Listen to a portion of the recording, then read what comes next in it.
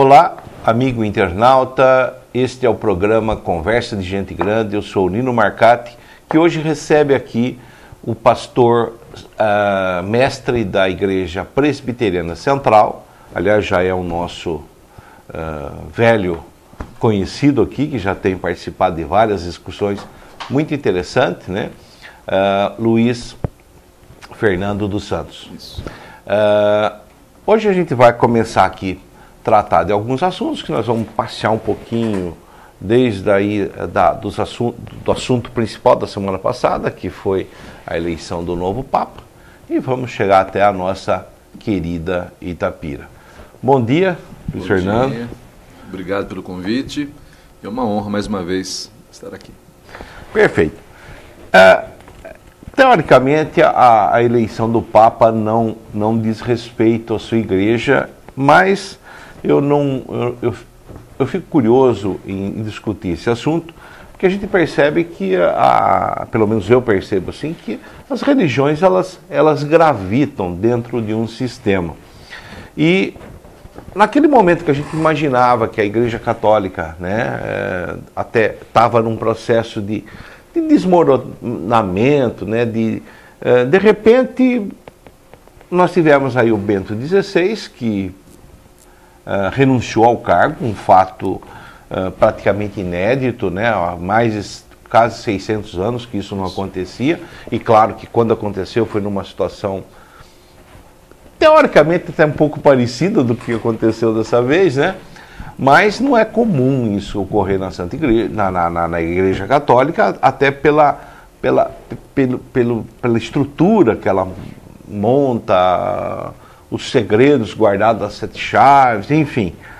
Mas eu percebi, ou sei lá, talvez eu fiz uma interpretação errônea, talvez, de que na medida que a Igreja Católica, dada a presença que ela tem no mundo, né, e principalmente no mundo cristão, ela consegue resolver isso, coloca em equilíbrio, né, as religiões.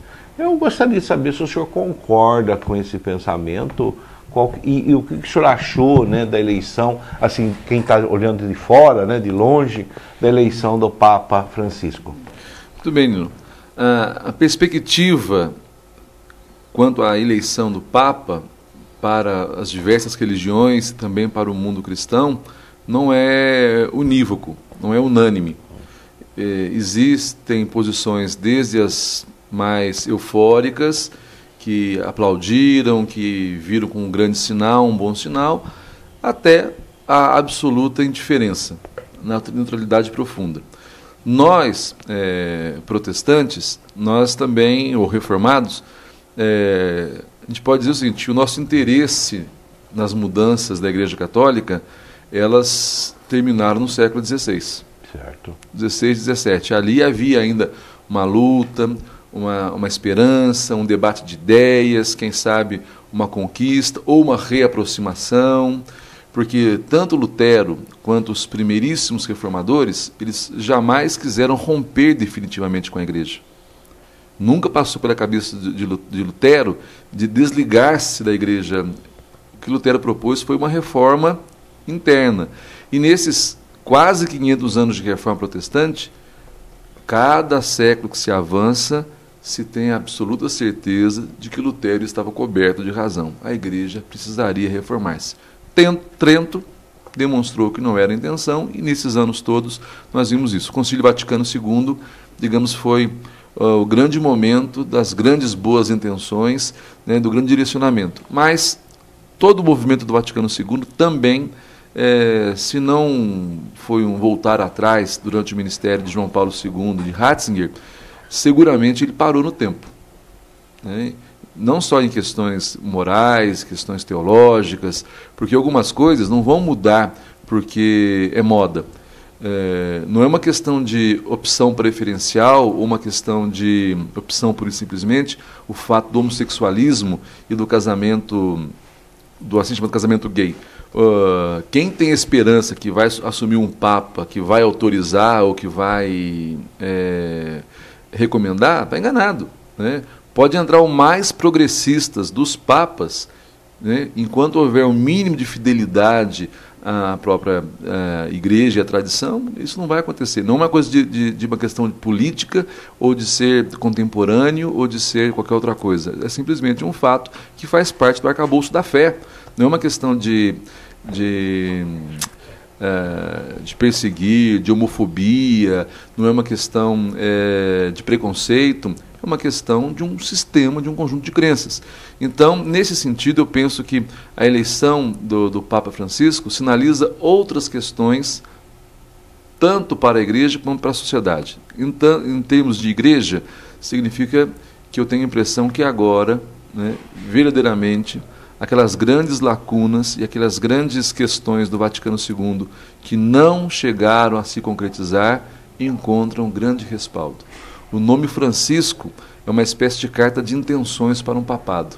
Uma igreja simples, uma igreja mais voltada para os valores essenciais do Evangelho, uma igreja menos apegada a títulos e poderes, uma igreja que quer influenciar mais pelo testemunho do que necessariamente por qualquer outro tipo de relação, e uma igreja que se faz não a primeira, não a melhor, não a única, mas uma igreja que se reconhece entre as iguais. E isso se dá, sobretudo, quando se percebe o primeiro discurso do Papa Francisco. Ele nunca disse que ele foi eleito Papa. Ele diz que foi eleito bispo de Roma, aquele que preside as demais igrejas na caridade, como era o discurso de Inácio de Antioquia e de Irineu de Lyon, lá nos primórdios do cristianismo. Então, ele já sinaliza que ele não quer presidir uma igreja poderosa, ele não quer presidir uma igreja dona da verdade, que ele não quer dirigir uma igreja que se considera, digamos assim, acima do bem e do mal. Né? E reconhece não só a validade e a legitimidade, né, dos outros credos cristãos, mas também a legitimidade e a oportunidade daqueles que diverjam. Ou seja, o nome Francisco lembra um personagem que passou tanto tempo no Palácio do Sultão e aprendeu a dirigir-se a Deus, por exemplo, orando com um muçulmano. Embora ele guardasse no seu coração, né, a perspectiva de um Deus que tem um filho que chama Jesus, tudo mais, coisa que não tem no islamismo, mas ele aprendeu a respeitar. Então, essa tradição acho que é resgatada para dentro da igreja, né, uma igreja com os pés no chão.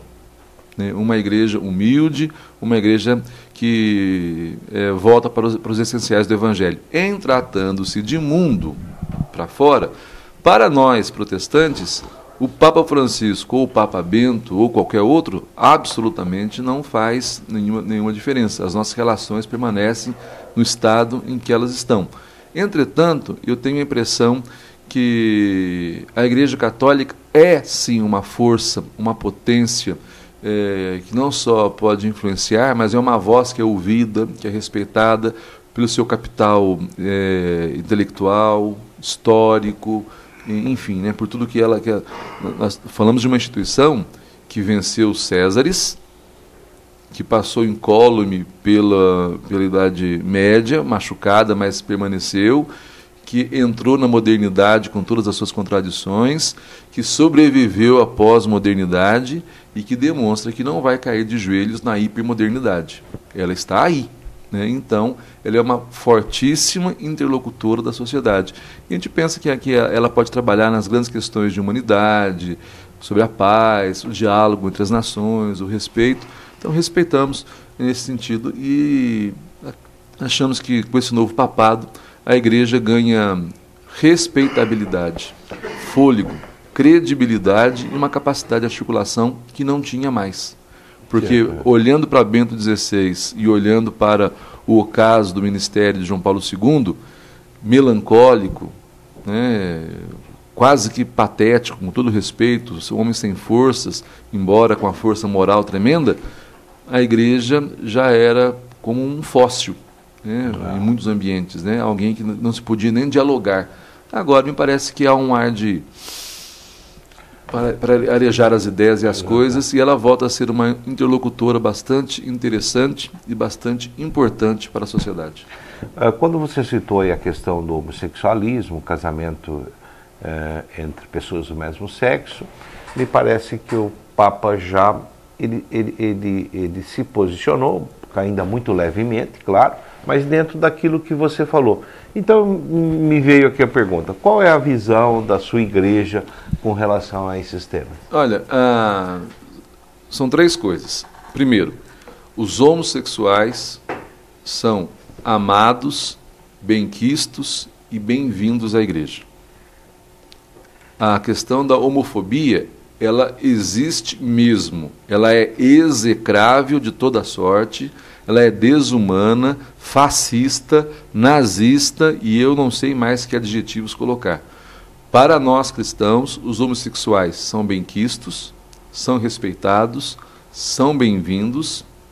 Nós podemos ter relações de respeito, de cooperação. O que não está em jogo e nós não abrimos mão é aquilo que nós cremos. Para nós presbiterianos, as Sagradas Escrituras revelam e dizem que a relação estabelecida por Deus, abençoada por Deus e projetada por Deus é entre um homem e uma mulher, para participarem da felicidade, da glória de Deus, para completarem-se a si mesmo e para a perpetuidade da raça humana. É isso que nós cremos, sem nenhuma discriminação, absolutamente, né? O homossexual, pelo fato de ser homossexual, por ter feito essa opção, ele não é nem mais e nem menos do que um heterossexual. Ele é alguém que dentro da contingência da sua liberdade humana, da sua capacidade ferida, ainda que ferida pelo pecado de fazer escolhas, endireitou aquele caminho, né? A pessoa dele continua amorável, respeitável. O que nós podemos conversar é no plano das ideias, né? No plano das ideias que desce até o foro moral, íntimo. Isso não há lei que possa... É draconiana o PL 122, quando proíbe o pastor do púlpito de falar sobre a sacralidade da família e a visão da Bíblia sobre mulher, porque daqui a pouco eu não poderia falar dos outros pecados, porque fofoca na nossa visão é pecado, maledicência na nossa visão é pecado, mentira é pecado. Daqui a pouco uma associação pública de mentirosos pode reunir-se com outros mentirosos do parlamento, né, e fazer uma lei: olha, pastor que falar que mentira é pecado, a coisa vai perdendo sentido. Eu acho que a grande discussão é que a distinção continua sendo feita, né? O pecado é uma coisa, o pecador é outra. O pecado, para Deus, é odioso em todas as formas, de todas as maneiras, sejam quais forem os pecados. Mas a pessoa humana, ainda que abjeta, conserva em si a imagem e semelhança com Deus, né? E só por isso já merece respeito. Então, mas aí a gente vai conversando e vai acabar surgindo algumas questões. Quando você se referiu a essa visão evangélica dos homossexuais e da união de pessoas do mesmo sexo, você colocou, no meu entendimento, mais uma posição dentro do plano dos homens, né? E no plano de Deus? Então, a Bíblia só autoriza o casamento entre homem e mulher. Então isso significa que, de repente, o homossexual, ele como nós reconhecemos, ele tem o direito de ter sua vida normal aqui, mas do ponto de vista do plano de Deus, ele estaria condenado a isso? São duas coisas distintas. Condenação e pecado são duas coisas absolutamente distintas. Todos os salvos são pecadores. Não existe um salvo não pecador. Certo. Todos os salvos, aliás, só existe salvação porque existem pecadores. Se não existissem pecadores, não teria motivo, certo, claro. não teria, o Cristo não teria vindo.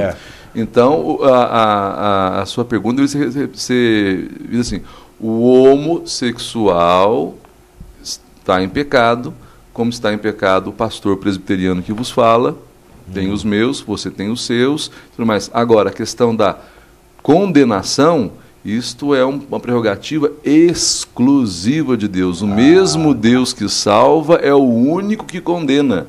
A igreja não condena. Certo. Não há possibilidade, mesmo a Igreja Católica, que canonizou tantos santos e colocou tanta gente já no céu, nunca colocou uma única pessoa que fosse no inferno. É verdade isso.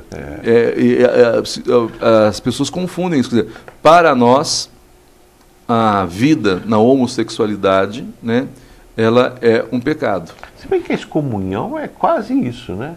O quê? Aquela ação de excomungar alguém. Isso Não, absolutamente. Tanto as excomunhões late sententia ou ad divinis na Igreja Católica, quanto as disciplinas aplicadas pelas igrejas evangélicas, você simplesmente corta ou separa ou cerceia o direito e o privilégio da pessoa de participar ativamente daquela comunhão com aqueles irmãos, naquele ajuntamento solene e daqueles sacramentos. Isto não corta e não separa a pessoa de Cristo ou de Deus da salvação. Esta é uma prerrogativa que, repito, permanece com aquele que salva. Só quem salva pode condenar. Certo. Só pode condenar quem teria o poder de salvar. E esse pertence a Deus. Então, na nossa visão, se o homossexual está em pecado, o hétero que adultera também está. Sim. Não? Ou o hétero não casado que fornica também está. Não é uma questão de moralismo. Né? Nós não estamos dizendo que nós presbiterianos ou que nós evangélicos somos melhores por causa destas coisas, absolutamente. O nosso entendimento é que estas coisas em si mesmas, elas contrariam o projeto, o plano de Deus, que nós cremos na Bíblia. Agora, se amanhã ou depois alguém crer num Redentor que nasceu num pé de cogumelo e que frutificou frutinhas, que você faz chá e se salva, olha, nós respeitaremos aquela crença. Nós não vamos crer naquilo, né? Acharemos até estranho que alguém racionalmente possa crer, né? E o sistema, o conjunto de valores que ela formar em torno daquela crença é que vai nortear a vida dela. No nosso caso de cristãos, o que norteia o nosso sistema de valores, a nossa visão do mundo, a nossa interpretação das coisas, são as Sagradas Escrituras. Para eu mudar e aceitar certas coisas, eu teria que mudar as Escrituras. Mas eu não tenho poder para fazer isso, eu não posso fazer. Então eu fico com aquilo que ela tem. Mas isso não quer dizer que nós demonizamos os homossexuais, nós demonizamos os que bebem, os que fumam, drogas, absolutamente. Antes, pelo contrário, né? A nossa ser quem nós somos, né, e crer no que nós cremos é o que nos dá fundamentos para abrir diálogo respeitoso, amoroso, franco, leal, sem preconceito, sem prepotência, sem jactância, trocar ideias. Aliás, o Evangelho não é imposição. O Evangelho é proposta, é convite. Certo. Eu estou convidando. Se a pessoa quer vir ou não, é um convite. Nós não impomos nada a ninguém, né? E nem impomos que alguém venha para a igreja presbiteriana no Brasil porque ela é a melhor igreja. Ah, não. Nós também temos os nossos pés de barro, temos os nossos calcanhar de Aquiles, temos os nossos pecados não confessados. Nós somos miseráveis, tanto quanto são os outros homens, apenas cremos que na nossa miséria somos objetos da misericórdia. Só isso. Certo. É a única coisa que muda, né? Então, repito, os homossexuais são bem-vindos, são benquistos, são respeitados, são amados, serão tratados com a honra de que eles merecem. Eu preguei esse domingo na igreja, sobre o nome dos outros, só se tem acesso de joelhos. Né? A idoneidade permanece intocada, né? Independentemente do que ela venha a fazer. As outras divergências e tudo mais, sempre à luz das Escrituras, sempre à luz da Palavra de Deus, nunca impondo, nunca pondo o dedo em riste, sempre abrindo os braços como o pai do filho pródigo, para acolher aquele que volta, de onde quer que esteja. E quando voltar, faremos festa. Perfeito.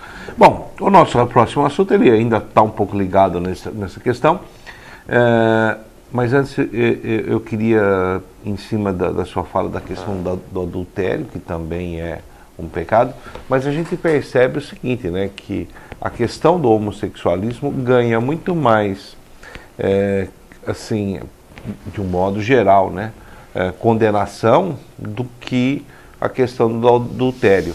E nós tivemos aí a eleição, esse é o assunto, né, do Marcos Feliciano, que para a Comissão de Direitos Humanos, e que é um evangélico, né, um pastor evangélico. Eu gostaria de ouvir a sua opinião, fechando esse assunto.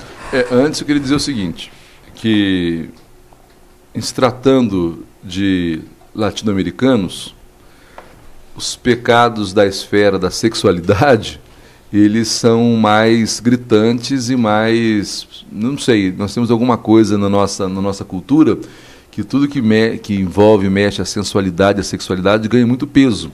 Mas eu vivo dizendo, por exemplo, na minha igreja, que cheque sem fundo também é pecado. Claro. Não pagar em dia suas contas, podendo fazê-lo, também é. Então, não se disciplina só porque se adultera ou fornica. Existe disciplina também para quem não honra os seus compromissos, para quem não paga os impostos em dia, para quem não faz declaração de imposto de renda como deve ser feita. Para nós, lesar ao Estado é também lesar a Deus, porque o Estado serve a Deus. Não. E eu falei isso no meu sermão. O mesmo Espírito Santo que soberanamente presidiu a eleição de presbíteros e diáconos da minha igreja domingo, presidiu as eleições municipais aqui na cidade e presidiu também a eleição do Papa. Por quê? Se existir na face da Terra, né, ou no universo, uma única molécula autônoma que faz o que lhe dá na vontade, sem que Deus saiba previamente, né, e já desde o início a consequência da coisa, é bom adorar aquela molécula porque ela é mais do que Deus. Então Deus sabe tudo, preside tudo, está em todos os lugares. Não quer dizer que ele aceite tudo e que ele permita tudo. O pecado não é só errar o alvo. O pecado é transgressão consentida da vontade de Deus. Certo. Não existe pecado sem querer. O pecado só é pecado porque eu sabia, né, que de alguma maneira aquilo afrontava ou transgredia um limite imposto. Isso não é só no cristianismo e na religião judaico-cristã, não.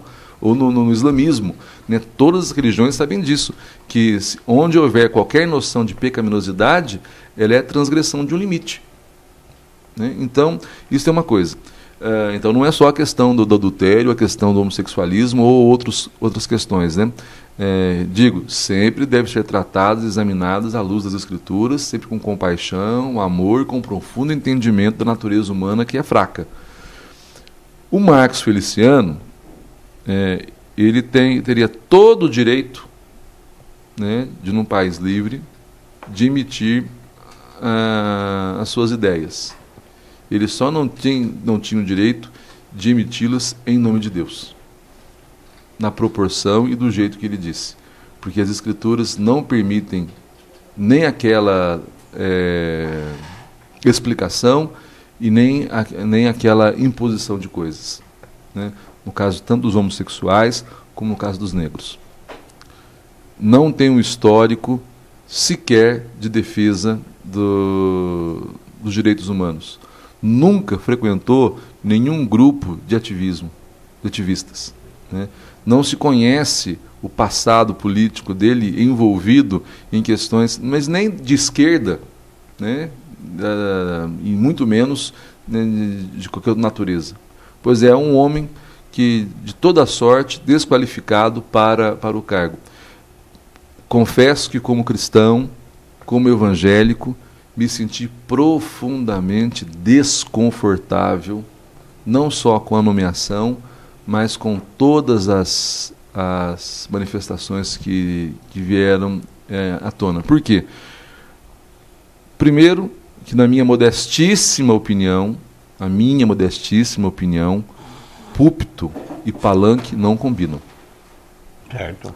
Altar e trono não é um casamento bom. Espada e evangelho não são coisas que deveriam andar juntas. Pastor, se quer influenciar a sociedade, se quer ajudar o bem comum, ele que pelo evangelho estruture e aparelhe e equipe os seus membros para que eles exerçam lá no mundo o seu sacerdócio real. Então, que entre aspas, um leigo da igreja seja formado na ética, com boa moralidade, com princípios de probidade, que conheça o que significa impessoalidade, uma série de coisas para o bem público. Isso pode acontecer na sua igreja, seja abastecido de bons princípios, conheça o plano geral de Deus sobre todas as coisas, do que tange ao bem e ao desenvolvimento da pessoa humana, e ele que se insira no mundo da política. Pastor, não. Com certeza. A gente está vendo cada vez mais igrejas que são verdadeiras fachadas para partidos políticos. Eu poderia citar nomes aqui, mas não é o caso. E mais, o pior dos votos é o voto de cajado. É pior do que o voto de cabresto.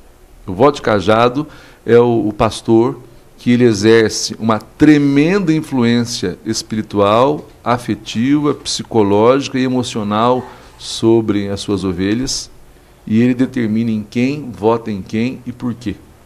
E ele escolhe o candidato e apresenta. Este é o homem ungido, o que vai salvar e não sei o quê. E aí tece todo. O que não é correto. E quando não acontece, que é pior, né?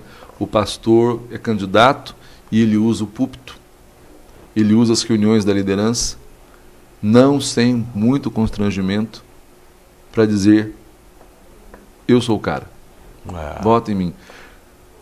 Uma vez, um político aqui da cidade me procurou dizendo que ele queria ser o defensor dos direitos da minha igreja na Câmara Municipal. Eu falei: olha, para começo de conversa, quem defende os direitos da igreja é o dono da igreja, é o Senhor Jesus Cristo. Segundo, não há nada que você possa fazer por mim, né, que ele já não tenha feito e não está fazendo.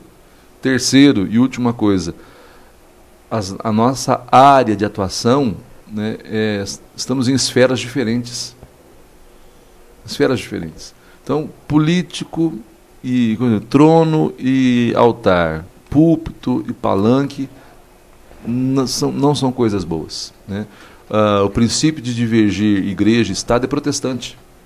Por isso que eu assusto quando vejo igrejas como fachadas para partidos, quando vejo igrejas apoiando um candidato com a filosofia de que ele será o nosso representante lá. Mas nós não precisamos de um representante nosso lá. Nós somos suficientemente capazes de nos organizar e nos fazer representar como uma voz profética na cidade. Certo. Eu até entendo assim que a representação dentro daqueles conceitos, né, de repente de defesa de alguns pontos, por exemplo, então eu acho natural que a bancada evangélica, ou vamos dizer, a bancada religiosa, porque lá nós temos católicos também, enfim, e talvez até outras religiões, né? Mas defendendo, por exemplo, a questão do aborto. É um direito que eu acho que parte da sociedade tem de ser representada por isso. Agora o problema é que a gente vê que eles fogem disso, né? São duas coisas distintas. A bancada pró-vida, a bancada cristã, evangélica, a questão do aborto, por exemplo, né? Geralmente elas não são capitaneadas por padres e pastores. Não são, né? A CNBB faz muito bem, ela faz uma cartilha e ela fornece subsídios para os parlamentares, né, falando da inviolabilidade da sacralidade da vida. Algumas igrejas sérias, por meio dos seus teólogos ou dos seus homens ligados à ciência, também estabelecem cartas de princípios éticos e fornecem os subsídios. Não transforma a discussão numa cruzada religiosa, que no fundo rende outros dividendos escusos. A minha crítica é essa. Né? É essa. Então, o Marcos Feliciano, talvez ele pudesse fazer-se representar em qualquer outra comissão, menos no direitos humanos. Porque alguém que se dá o direito de falar o que ele falou, por mais que ele queira explicar-se, não tem o que fazer. Não tem o que falar. Né? Interessante, porque justamente estas minorias atacadas são as que são grande objeto de interesse hoje da comissão. Porque qualquer coisa que ele decidir agora será no mínimo hipócrita, hipocrisia. Sim.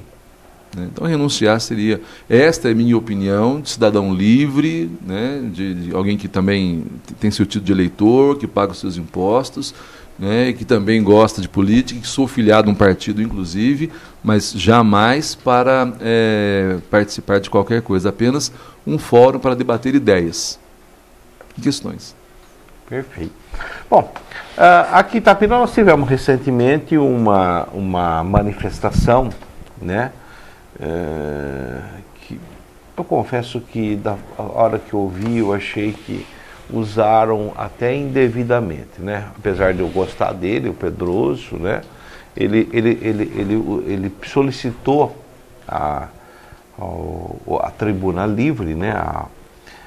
Para se manifestar sobre os moradores de rua, mas a impressão que eu tive é que, na verdade, ele queria fazer uma manifestação sobre o aumento dos secretários, né? E acabou usando esse tema para solicitar, e a hora que o presidente da Câmara disse para ele que a tribuna tinha que ter um assunto específico, ele parece que recuou, alguma coisa assim, e voltou na sessão seguinte. Bom, é claro que o assunto que ele colocou é importante, e como eu sei que a sua igreja tem um trabalho muito forte nesse sentido, eu gosto, e aí houve várias manifestações dos vereadores a respeito do assunto, inclusive citando nominalmente os samaritanos, né, como uma instituição que está cuidando dos moradores de rua.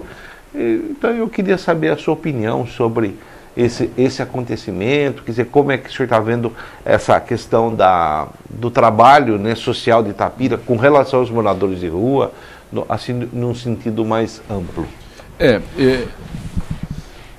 No primeiro momento a gente achou que a questão dos moradores de rua era apenas a mão do gato para um outro assunto, uma outra discussão. Depois, conversando com a pessoa citada, ela pareceu mostrar verdadeiro interesse sobre o assunto e tal. Mas a gente tem que elencar algumas coisas. O problema dos moradores de rua, ou povos em situação de rua, ou povo em situação de rua, como é o termo técnico usado, né? É uma chaga social aberta, que não cheira bem, em toda a sociedade mundial. Não é só aqui no Brasil. No mundo, e cresce a cada dia. Por vários fatores. São desajustados sociais, viciados em drogas, doentes mentais, pessoas que foram presas e não foram ressocializadas e depois foram soltas e aí não se encontraram mais na vida, e aí tudo isso assoma-se o crack, e uma coisa absurda, né? É uma coisa tão complexa que talvez só um sociólogo que tenha debruçado sobre o assunto saberia explicar melhor para nós. Em tratando-se de Itapira, a coisa piora a cada dia. E por muitos fatores. Nós temos aqui em Itapira muitos moradores de rua, cujos pais moram na cidade, mas os filhos foram enredados pelo crack, né, e agora não conseguem voltar para casa. Muitos dos pais nem querem mais em casa, estão aí. Assoma-se a isso o fato do estouro da Cracolândia em São Paulo, que é meio fictício, mas a pressão da internação compulsória. Muitos estão migrando para cá. E o Samaritano começou por um diálogo aberto entre duas assistentes sociais do CREAS, né, com a Igreja Presbiteriana Central de Itapira, mais precisamente com a minha esposa, que fazia parte da rede social. E ela levou esta ideia para a igreja. No primeiro momento, a igreja... O que nós podemos fazer? Né? E aí a questão era, eles não têm lugar para tomar banho, eles não trocam roupa, e eles ficam dias a fio sem comer comida de verdade.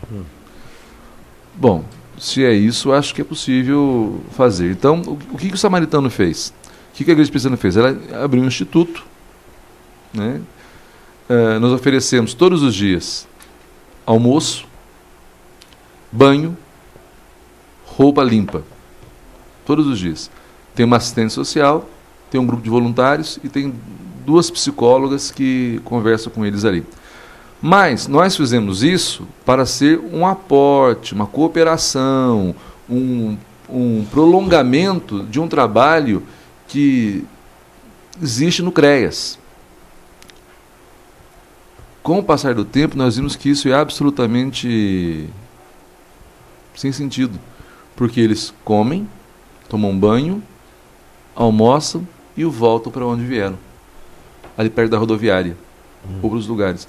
Então, eu temo até que isso seja desumano e não seja nem cristão, porque esta é a manutenção crassa de uma realidade que deveria ser transformada. Só que o samaritano não pode fazer mais do que isso, porque ela não tem condições de fazer mais do que isso. As políticas públicas moralmente vigentes, né, elas me dão a impressão de querer ser uma faxina social. Vamos tirar essas pessoas da visibilidade. Muitas cidades fazem isso.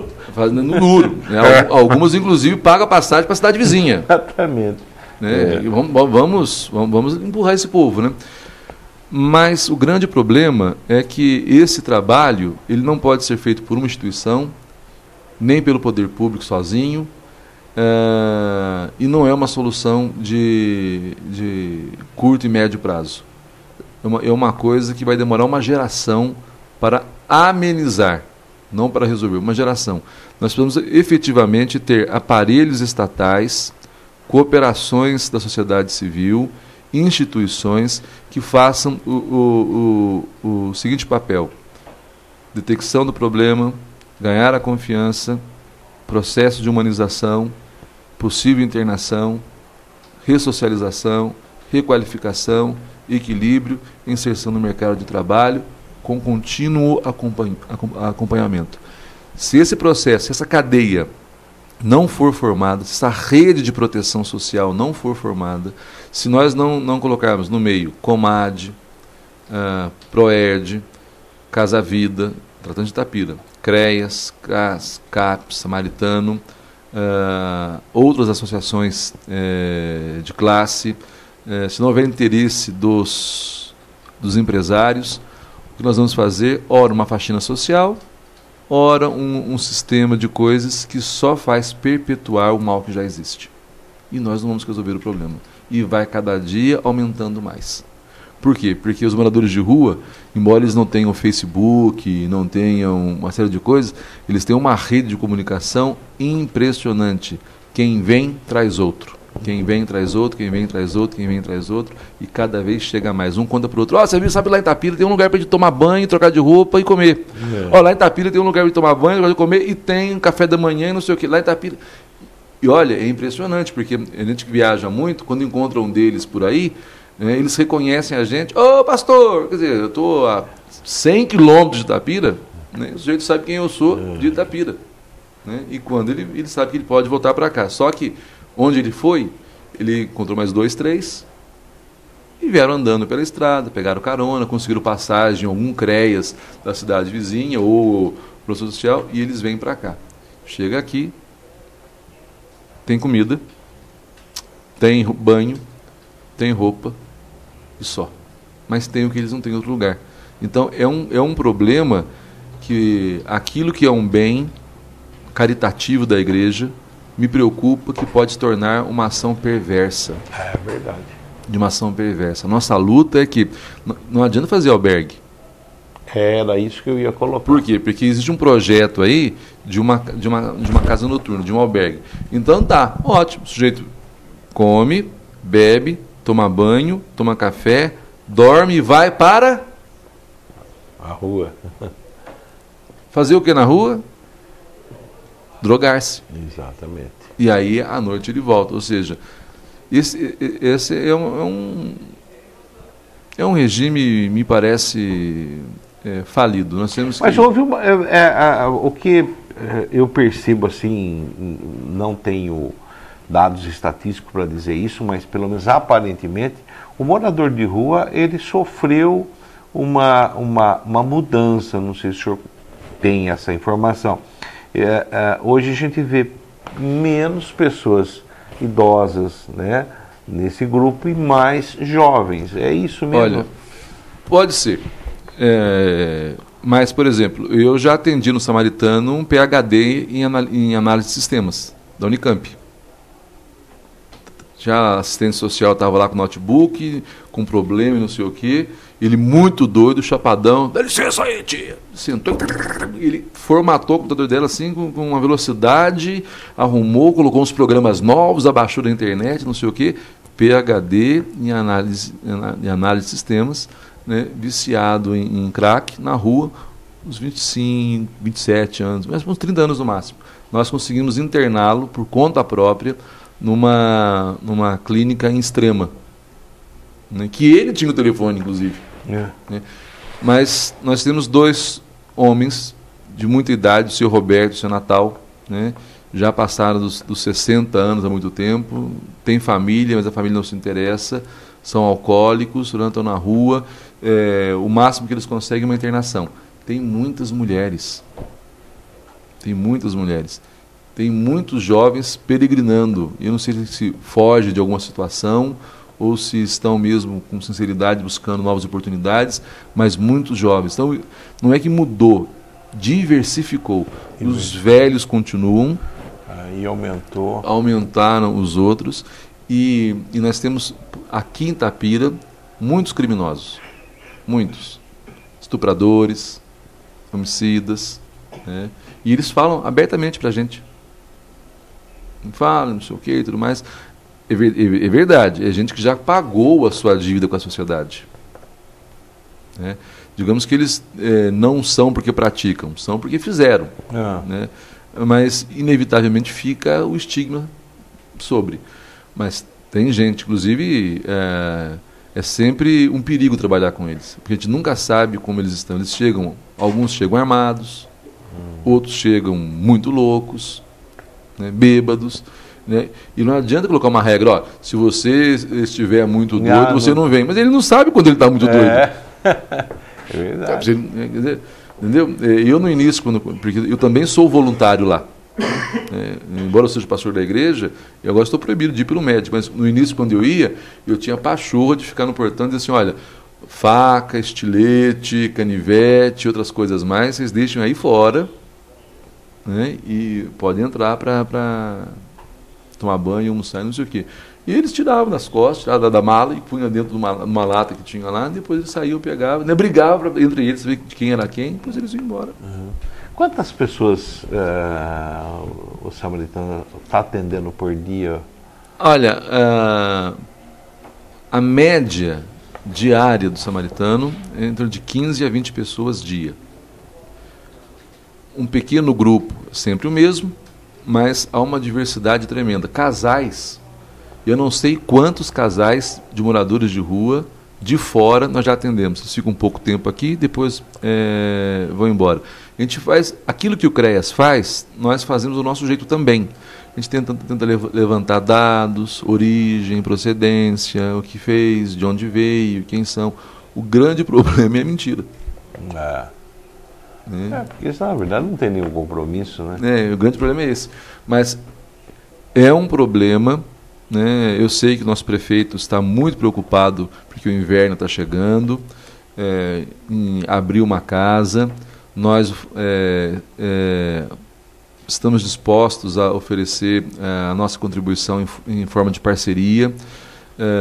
Nós não queremos nenhum investimento do poder público, nós não precisamos de nenhum investimento do poder público, né? Nós trabalhamos em regime de parceria, mas nós gostaríamos que a promoção social da cidade tivesse um núcleo para desenvolver um projeto sério, honesto, acurado, de longo prazo, integrado com todas as forças vivas que estão direta ou indiretamente ligados com o problema, porque isso vai aumentar e vai piorar daqui para frente. Perfeito. Não é uma coisa sazonal, não é um fenômeno, pura e simplesmente, é um dado antropológico do século XXI. É um dado antropológico. Eu escrevi há pouco tempo, até saiu na PCI, né? Nômades, morador de ruas, nós temos desde o sannyasi no hindu, né, até pelos peregrinos russos nos países, né, eslavos. Quer dizer, esse é um dado. Mas esse de pessoas degradadas,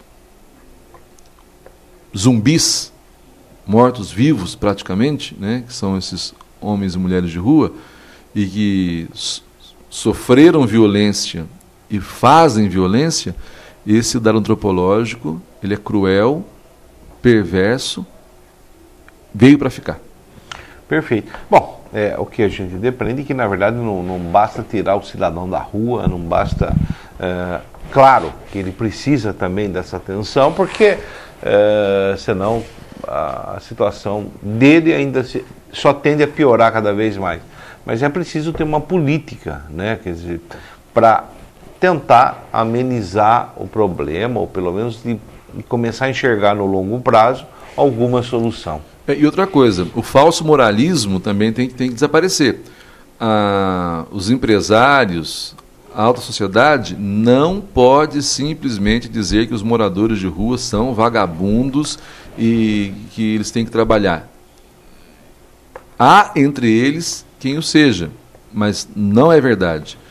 A maioria deles, de alguma maneira, ou se não todos, são vítimas. E nessa vitimização, todos nós somos vítimas.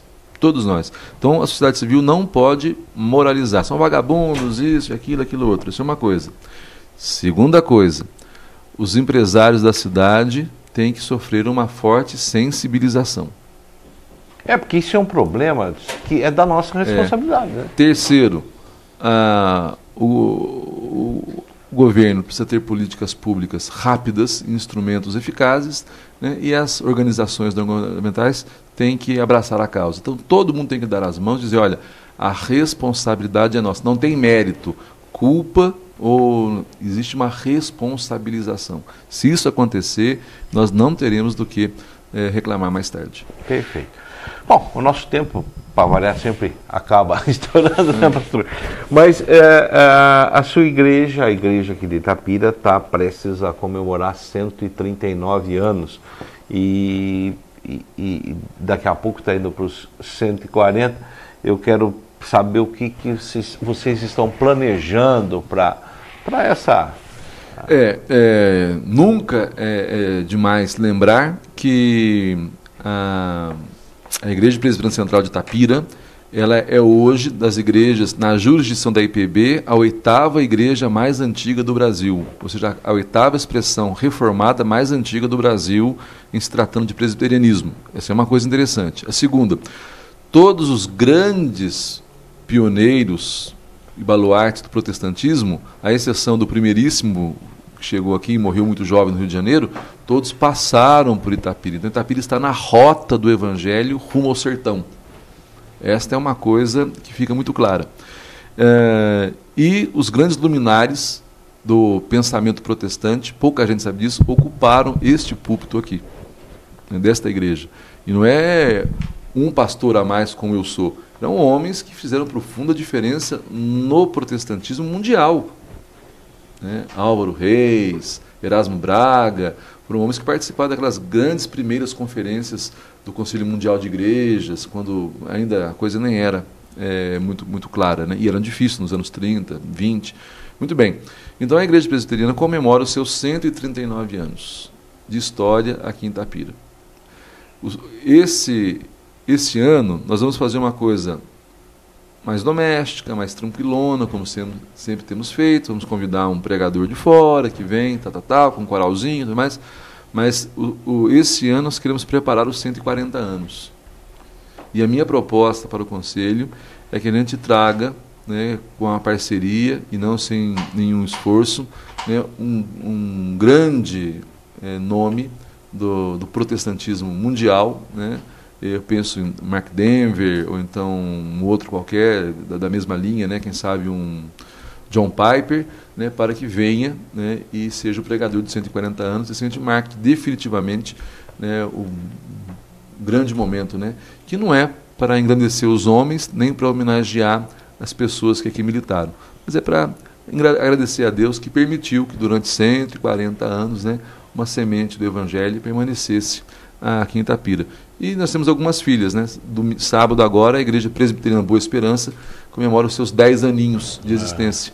Né? Desde já convidamos todos para vir, né? O reverendo Hamilton é o pastor de lá. São filhas, né? São frutos rebentos. Né? Nós temos uma filha de 120 anos, né? Que é a central de São João da Boa Vista.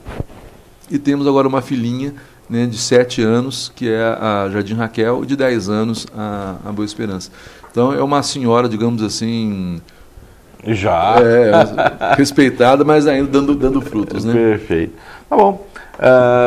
Chegamos aqui ao final da nossa conversa de Gente Grande de hoje.